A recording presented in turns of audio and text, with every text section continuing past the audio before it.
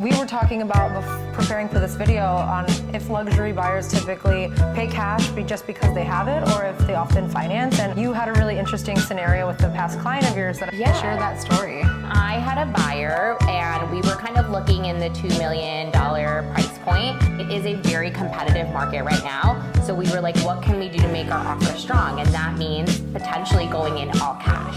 That is a lot of money for them to be then using up and putting into this property that they're going to be living in for a very long time. So we ended up purchasing cash, and now they are in the process of refinancing. And I wanted to bring Savannah here so she can kind of explain to us what that means and why that is a very good luxury strategy if you're kind of buying at that higher price point. Unfortunately for me, cash buyers are much more advantageous. If I was selling my home and someone offered me cash, I'm going to take it because it's a much quicker process and there's a lot less contingencies that have to go along with a cash purchase. So sometimes people come right out the gate and they say, I'm going to buy this, and then talk to a lender afterwards and refinance out of it.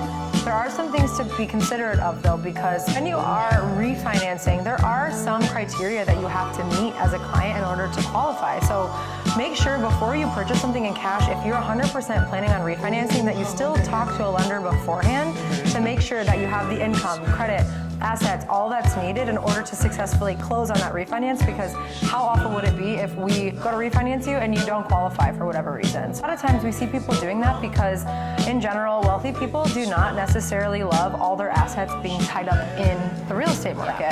Even though it's a great place for your cash to grow, a lot of people feel like the S&P 500 and other stocks and investments are maybe going to let them see a better return. So that's a lot of times why people are using mortgages even if they have millions of dollars to spend. Yeah.